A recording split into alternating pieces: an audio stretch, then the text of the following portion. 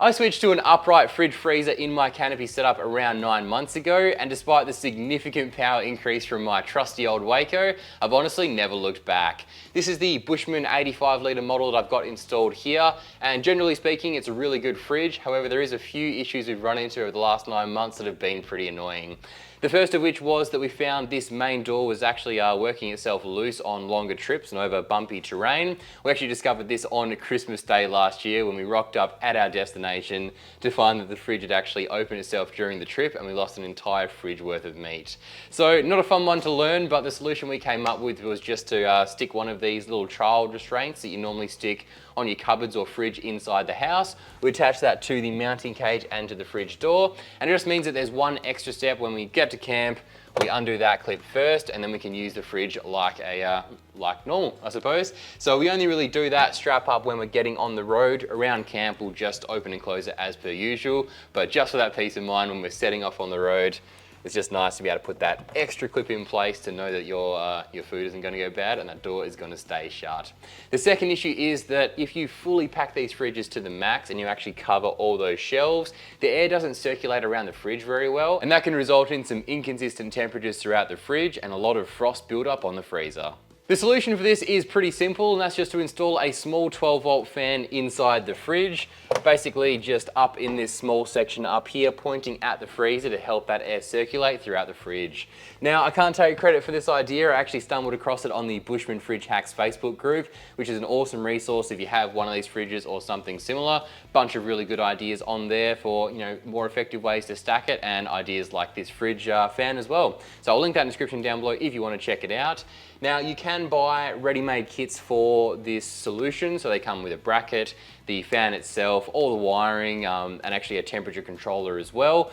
But they cost about $150, and I just couldn't justify that cost for essentially a small 12-volt fan. So I bought all the pieces myself instead, and we're going to have a go at building a DIY solution. So let's jump across to the bench and I'll show you what I bought. So this is basically everything. I've got a strip of 40mm by 3mm thick aluminium, and that's going to be what we make the main bracket out of. I'll bend it all to shape. To wire everything together, I've got a length of wiring here, nothing too fancy, and also a small inline fuse. This probably isn't necessary because we are going to be tapping into the existing fridge wiring, which is all appropriately fused, but in my mind it's just better to play it safe. So I can turn that fan on and off again. I am going to be installing this small toggle switch next to the fan inside the fridge. And of course, the heart of the operation is this 12-volt computer fan. This thing cost me $5 delivered. It's nice and compact, measuring in at 8cm by 8cm by 2.5 centimeters thick, so nice and compact and should fit nicely within the fridge. But the most important thing is it draws hardly any power. So according to the box, it only draws 0.08 amps, which is crazy, and I will be doing some tests to see if that figure is accurate or not. To power this fan, I'm just going to be tapping it into the existing wiring within the fridge inside that factory light. But the first job for me is to take this aluminium, cut it down to size, bend it up and give it a fresh coat of paint.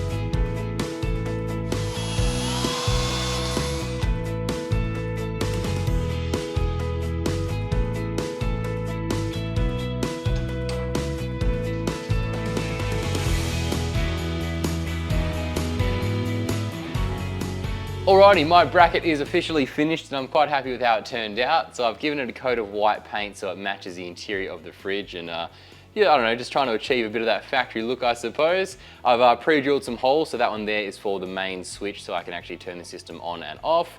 And also those two holes are just to mount the main fan unit itself. So the next step is going to be to bolt the fan in place using those two mounting positions and then get started on the wiring, which is actually extremely simple. So basically the fan has its positive and negative feed out the side there. That's going to run into this simple toggle switch, and I've also purchased a little weatherproof cap that actually fits on top of that that toggle switch, and obviously screws in place a bit neater than that. So I wasn't sure being inside a fridge how weatherproof it needed to be, so I thought better safe than sorry. Get that little weatherproof cap to screw on the top there. Then the power feed is going to run through a standard blade fuse. I know blade fuses aren't the best but for this application, should be no problems whatsoever. So we'll get this all assembled and then mounted in the fridge.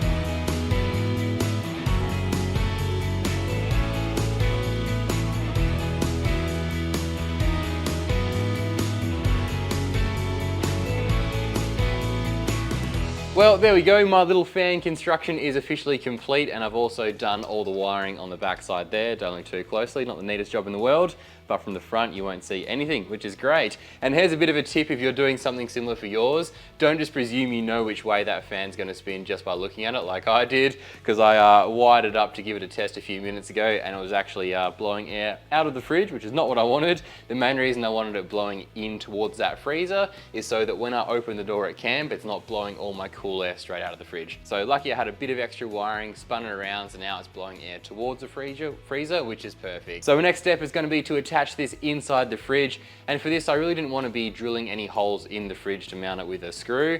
So I've decided to go down the route of silicone instead, just using some I already had in the drawer. It's actually aquarium silicone, so fish tank ready. Hopefully that means it's fridge ready as well. I'm not sure if this is the best thing for the job, but it's what I had laying around, and I figured silicone's nice and flexible in the sense that if it doesn't work out, you can actually remove it, peel it all off and start again. But fingers crossed this last test of time, so I'm gonna get cracking on this silicone, and the fan is gonna sit just up here nice and neatly between both the freezer there and the body of the fridge.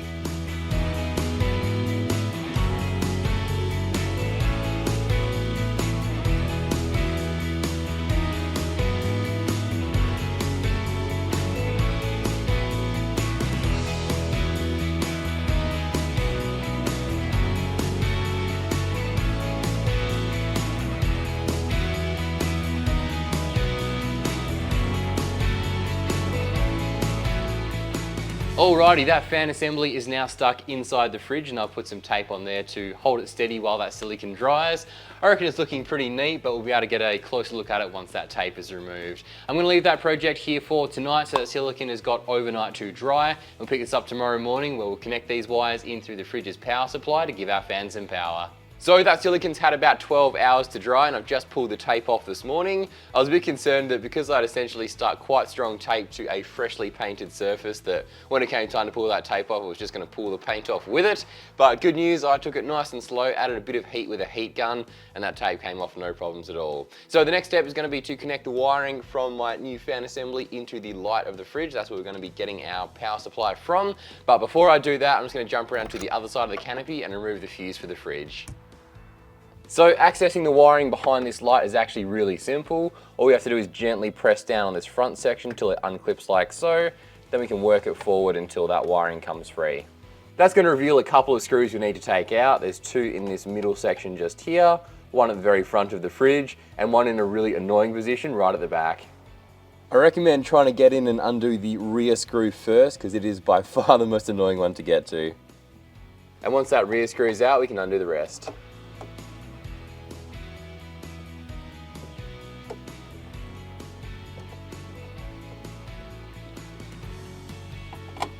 Once all those screws are out, we can lower this section down and access the wires behind.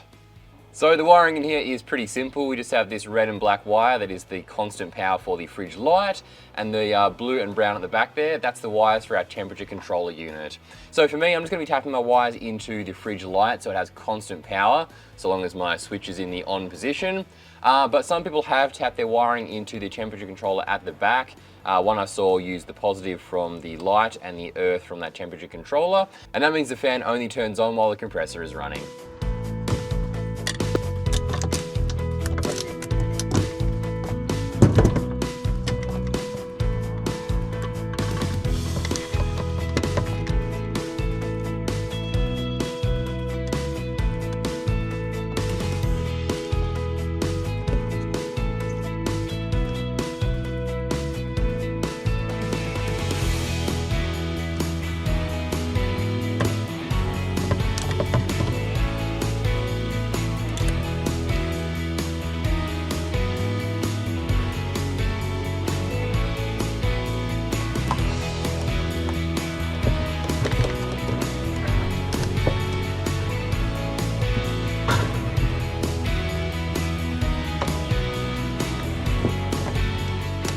There we go, my new fan system is fully installed, all wired in, and I've popped everything back where it should be. Pretty happy with how it's looking, and I've also put the fuse back in the fridge, so now when I flip this switch, the fan comes alive, which is just awesome. I'm really happy with how quiet it is. Doesn't make much noise at all, and I can actually feel that it's circulating a decent amount of air throughout the fridge. Not a crazy amount, but just enough to keep that air kind of shuffling around and keep that temperature nice and consistent. So over the next few days, I'm going to be doing some tests to see how much power that fan is actually drawing and how much difference it's actually making to the overall fridge temperature. So you guys know if it's worth doing for yours or not. And to do this, I've actually finally bought myself a wireless fridge thermometer, which I've been meaning to do for the longest time. So I thought this project was a good excuse to finally lash out and buy one. And to do this test, I'm going to pack this fridge to the absolute limit as if I was going away for a couple of weeks. I'll then sit this little temperature gauge right in the middle of the fridge, turn the fan off and get a bit of a baseline as to what temperature it gets down to on setting number 3. Then I'll flip that fan on, let the temperature stabilize and see what the difference is.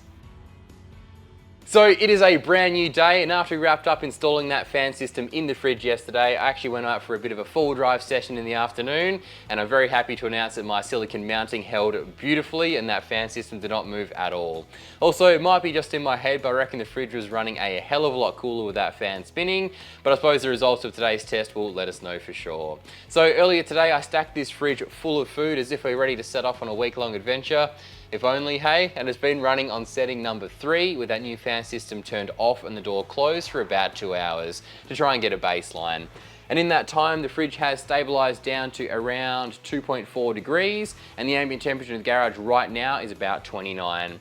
So the next step now is going to be to open this fridge up again, turn that new fan system on so the air starts circulating through the fridge. By the way, my thermometer is just sitting in the middle shelf just here. Close it up again, we'll give it around an hour or so and see if there's any difference to temperature.